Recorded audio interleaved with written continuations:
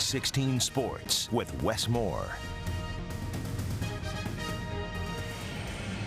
Welcome to Bank OZK Arena. Wes Moore, Josh Berrien, and we're getting ready for the 6A girls title game, Central and Conway. It's a rematch, and I've been saying today's all about the rematches. Got a rematch coming up with Bryant and Central. We had a rematch with Pine Bluff and Benton, and even the girls game. That was a rematch from last year's state championship game.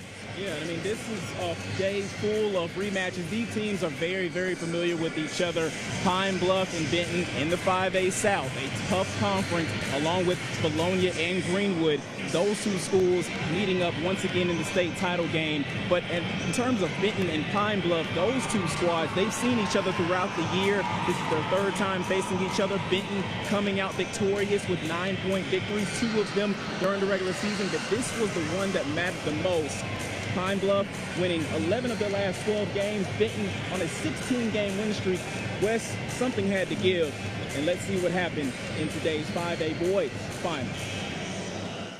Benton seeking their first state basketball championship in school history, taking on 5A South foe Pine Bluff, the reigning 5A champs. Both team stars set the tone early. Courtney Crutchfield blows by for the lay-in. Zebras turn it over. Benton recovers. Terrion Burgess gets his hands on it and finishes off the glass. Pine Bluff's defense wasn't playing around. Jamal Peanut Hickman blocking this one out of bounds. But there was no blocking this. Burgess in transition for a thunderous slam. He had 27 and 8. Panthers up 12 midway through the second, but Pine Bluff go on a late run. Crutchfield slithers his way in for 2, then off the inbounds. Braylon Hall gets the floater to go at the buzzer. Zebras down just 5 at halftime. Moving ahead to the fourth, 1-point game with 2 minutes to play. Hall outlet to Crutchfield and 1. The Missouri football signee led Pine Bluff with 24 points and 7 boards. Harrison Pickett ties it back up at 63. Pickett had 21 points. Later, Caden Higgins with a huge steal. Hickman is off to the races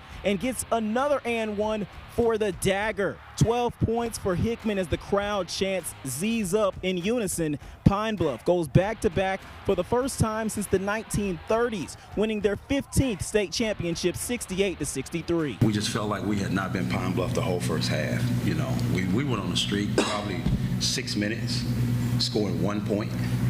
And then you still can go in at 5 at the half.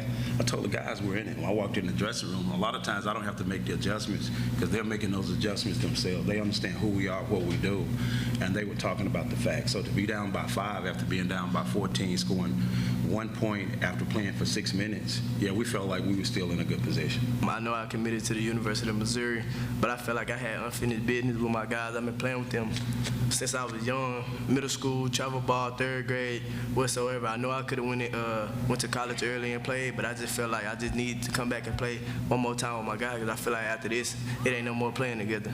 In the 5A girls final, Greenwood sought out a 3-peat against Bologna. Brooklyn Woosley led the Bulldogs with 21 points. At the other end, Lexi Heston working her way in the post and 1, 15 points and a team-high 6 boards. Final seconds of the third.